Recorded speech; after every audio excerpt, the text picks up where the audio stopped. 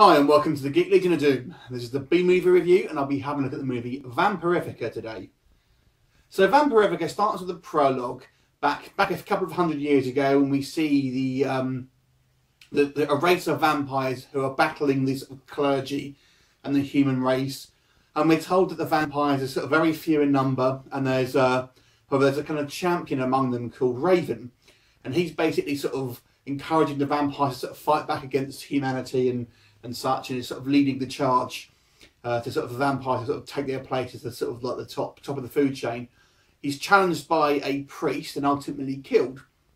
But with his dying breath, he basically says he'll be reincarnated in a few hundred years' time in the form of a human, and he asked his remaining followers to then sort of re-vampirify him, and so they can ultimately sort of start again. Cut to the future, and obviously you've got modern times, and basically we have a sort of group of three friends, one of which is sort of the main character, who is also has a hand behind the scenes with this film as well. And he's this character called Carmen, and he's this sort of very sort of flamboyantly gay, sort of skinny, bald chap, and he's ultimately meant to be this kind of this reincarnation of this kind of like vampire Lord Raven. Anyway, and he's got sort of two friends. This girl that he sort of is, I guess it's his best friend, and this other guy called Peter, who's this this other bloke. And these three have all been friends since they were sort of young kids, and are kind of really the sort of really the only sort of friends each other have got. So he's pursued by two other vampires who are these sort of ones that sort of promised that they would try and revampify the reincarnation of Raven back when once they find him, and they've sort of tracked him down to this guy. Now we're not told how they've done that, because he doesn't remember anything like that.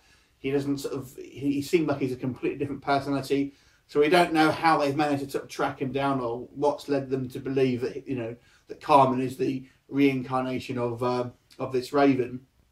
Nevertheless, ultimately he's sort of turned into a vampire, and they think he's going to sort of be this sort of like, again, this leader, but he sort of doesn't really want to sort of do that, and ultimately just wants to sort of do himself, just sort of be himself ultimately, but as a vampire, and sort of get revenge on those people that have sort of wronged him in his human life. And ultimately, when his sort of human friends are threatened, he sort of turns against these sort of vampire sort of people that have been sort of following him. So that's basically a very, very, very quick summary of the plot. Now, the positives of this film, I guess it's it's a sort of different idea on the vampire take, which is good. And I would say it's fairly well made on a technical basis. It looks it's shot very well. I think obviously the sets and everything are pretty decent for this sort of film. So on a technical level, I think it's a fairly decent film. The effects look okay. Maybe the sort of the fangs, I would say, look a bit crap. But generally speaking, considering the budget, I think the effects are pretty good.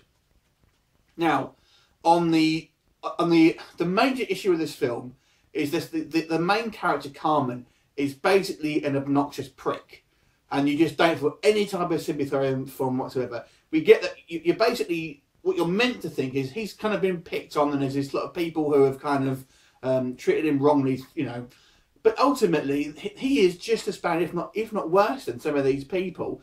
I mean, he ends up sort of killing like a person in a nail salon because he wanted a refund, and she wouldn't give him a refund and stuff like that.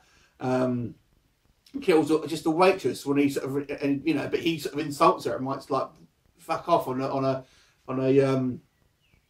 really a piece of paper to her when she hasn't really done anything.